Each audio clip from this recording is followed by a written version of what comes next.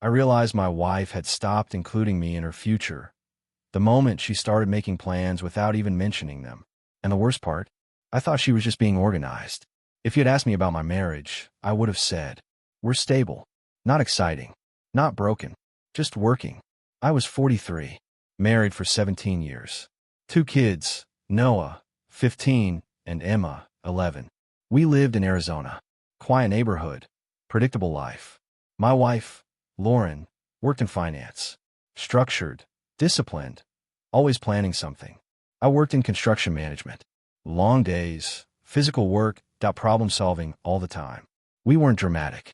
We didn't fight much. We didn't have those loud, emotional arguments people think define a bad marriage. If anything, we were too calm. Lauren used to talk about the future all the time. Trips, plans, ideas. What do you think about going to California this summer? Should we refinance next year? Maybe we should move closer to the school.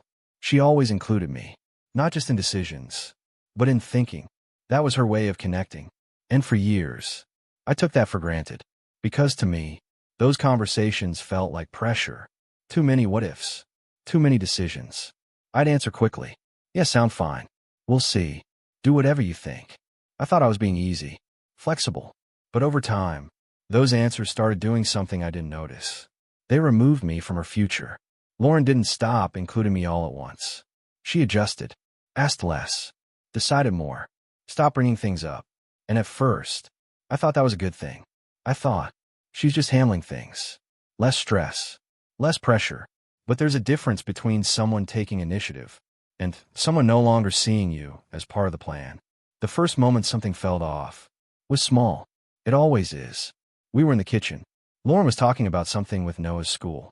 Schedules. Options. She explained it, then paused. I waited. Because usually, this is where she'd say, "What do you think?" But she didn't. She just nodded to herself. "Okay, I'll take care of it," she said. And that was it. That moment felt different. Because something was missing. Not conflict.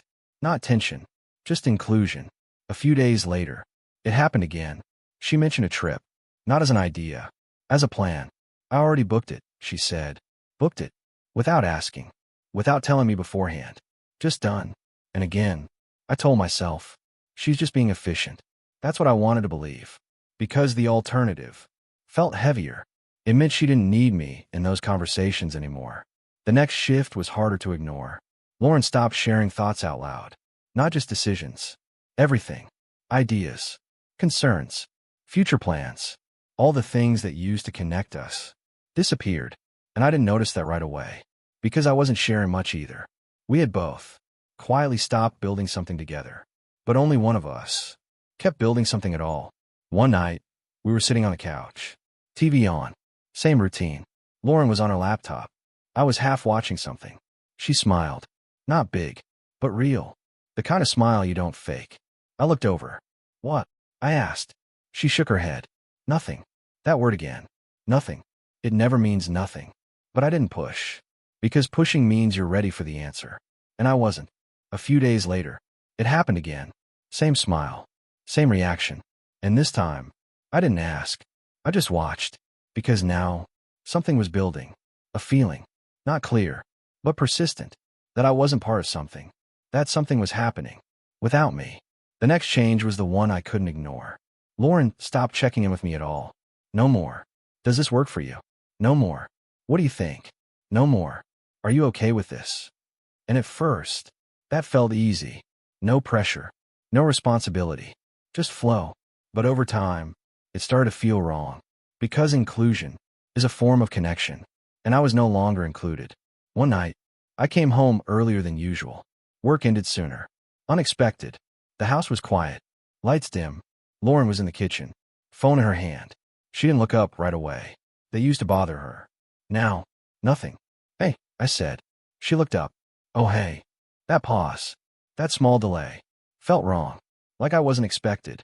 Like I wasn't part of her moment. I sat down. "How was your day?" I asked. "Good," she said. That was it. No story. No detail. Just closed. And for the first time, I felt it. Not just distance. Something worse. Disconnection. But even then, I didn't confront it. Because confronting means you're ready for the answer. And I wasn't. That night, I woke up randomly. Couldn't sleep. I turned slightly. Lauren was next to me, facing away, phone in her hand, screen glowing softly. She was typing, focused. And then, she smiled. The kind of smile I hadn't seen directed at me in a long time. And in that moment, something clicked. Not fully, but enough. Enough to know I wasn't imagining it. A few nights later, everything changed. I came home early, unexpectedly. The house was quiet, lights low. Lauren was in the kitchen, phone on the counter, screen lit, unlocked. And this time, I didn't hesitate. I looked. Not because I wanted to find something, but because at that point, I already knew I would. The phone was on the counter, screen still lit, messages open. I didn't touch it, didn't need to. The angle was enough. The message at the top said, I already made the decision. My chest tightened, because that didn't sound like a conversation. It sounded like a plan. Then another message came in. I'm just figuring out how to tell him. That one hit deeper, because now, it wasn't about something small. It was about me.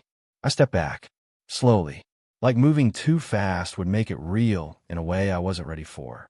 Hey. Her voice behind me. I turned. Lauren stood in the doorway, watching me. Her eyes moved to the counter, then back to me. And in that moment, everything changed. Because she knew, not what I saw, but that I saw something. How long have you been home? She asked. Just got in. Not a lie, but not the truth either. She walked past me, picked up her phone, locked it. That movement said everything. Not panic, not shock, control. We stood there. Same kitchen, different reality. I saw your messages, I said. Silence. Immediate. She didn't ask what. Didn't pretend. Didn't deny. What did you see? She asked. Same question. Same tone. Not fear. Prepared. I saw enough, I said. She exhaled slowly. Looked down. Then back up. And something in her face shifted. Not guilt. Relief. That caught me off guard. Like she had been holding something in for a long time. How long? I asked. She didn't hesitate. A few months. Of course. Months. Not a mistake. Not a moment. Something that had time to grow. And it's not just talking, I said.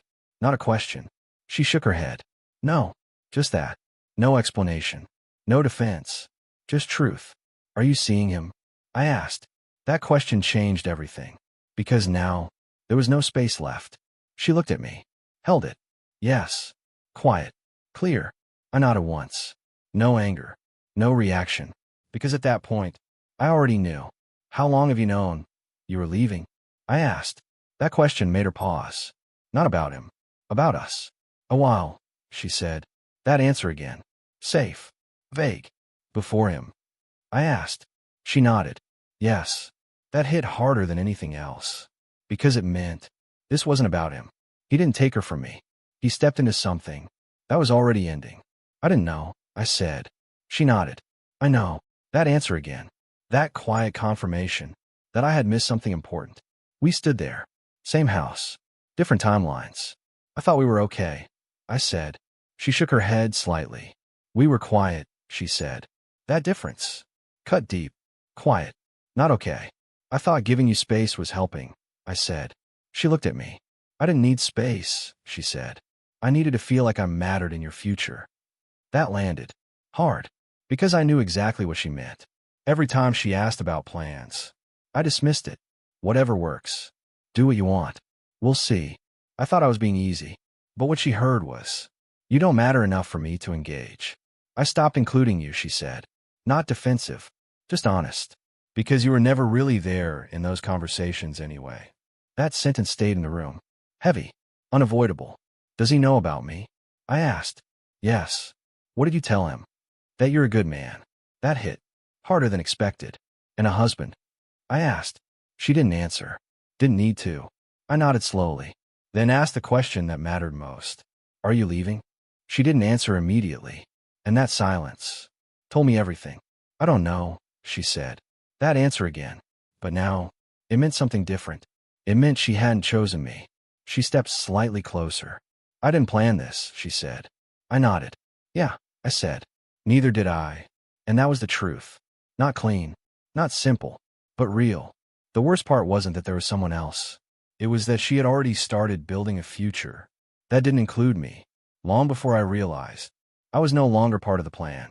I was no longer part of the plan. That was the part one couldn't get past. Not the messages. Not even the fact that there was another man. It was the realization that while I was still living inside the idea of our future, Lauren had already started editing me out of it. Quietly. Practically. Without making a scene. And somehow, that hurt more than if she had just exploded one night and said she was done. Because at least then, I would have known we were both in the same moment. But we weren't. She was ahead of me. Emotionally. Mentally. Maybe even spiritually. And I was standing in the kitchen of my own house, finding out late. Lauren stood across from me with her phone in her hand, shoulders low, face calm in that exhausted way people look when they've rehearsed a truth alone too many times. I asked, "What's his name?" My voice sounded flatter than I expected. "Jason," she said. Of course it was something ordinary. That always feels wrong. You expect the person standing near the edge of your marriage to sound larger somehow, more dangerous, more obvious. Instead, it's usually just a normal name attached to a person you never thought you'd have to imagine. "How do you know him?" "Through work," she said. At first. That phrase again. At first. As if there was a version of this story where it still could have stayed harmless. "What does that mean?" I asked. She looked down at the counter. "It started with talking," she said. "Then more talking. Then I started telling him things I stopped bringing to you." That one landed hard. Because it wasn't about romance first, that it was about redirection. The part of her life that used to turn toward me had turned somewhere else. "How long have you been seeing him?" "A few months." I nodded once. "A few months. Long enough to become a pattern. Long enough to become a second emotional structure running under the visible one. Long enough for me to be coming home to a marriage that still physically existed, while some more important version of it had already shifted." "Did you sleep with him?" I asked. "No." The answer came fast. I believed her. Or maybe I just wanted one line left standing. But even as I took that in, I knew it didn't really help. Because the real wound was already in the room. She had already taken her inner life elsewhere. "What did you tell him about me?" I asked. She didn't answer right away. That silence told me enough to keep going. "What version of me does he know?" Lauren looked at the floor, then back at me. "That you work hard," she said quietly. "That you provide. That you're a good father." I almost laughed. The resumed version. The useful version. The decent man version. The version that sounds respectable and completely misses what was broken. "And what did you leave out?" I asked. That made her face change. Not anger. Not defense. Pain. "That I stopped feeling chosen by you," she said. "That every time I try to talk about our future, you answered like it was a scheduling problem. That after a while, I didn't feel like I was building a life with you. I felt like I was managing one around you." That sentence sat between us. Because it was exact, and because I knew, in the worst possible way, what she meant. I had spent years thinking participation was the same thing as presence. I was there, that I worked, that I paid attention to practical things, that I solved, that I handled, that I kept everything moving. But when she asked for emotional involvement in the shape of a future, I treated it like logistics, like another decision to get through. Another task. I thought I was being easygoing. Maybe I was just absent in a softer tone. I didn't know it felt like that, I said. Lauren nodded slightly. I know. That answer hurt every single time. Because it meant the same thing over and over. The signs were there, and you didn't know how to read them because you didn't think they mattered enough. We both went quiet. Then I asked, "When did you stop believing in us?" That question seemed to hit her harder than the others. She sat down at the table before answering, like standing had become too much. "I don't know if it happened all at once," she said. "Then when—" She took a breath. "When I realized I was making plans by myself, even when you were technically part of them." That one cut clean. Not because it was dramatic, because it was simple. She had not stopped planning. She had stopped emotionally expecting me inside the plans. And that was somehow worse than if she'd just said she fell for someone else. Because it meant the emptiness came first. "I thought you were just more independent," I said. She gave this tired little nod. "I know." Again, that word had started to feel like its own form of grief. Because it meant she had been alone in her understanding of the marriage for a long time. I was still catching up. Upstairs, I heard movement. Emma first, then Noah's heavier footsteps. Kids. The instant reminder that adult silence never stays private as long as adults pretend it does. A second later, Emma appeared in the hallway in an oversized t-shirt, blinking against the kitchen light. "Why are you guys still up?" she asked. Lauren answered too quickly. "Why are you still up?" Emma looked from her to me. That's not an answer. Then Noah stepped out behind her, more awake, already reading the room faster than his sister.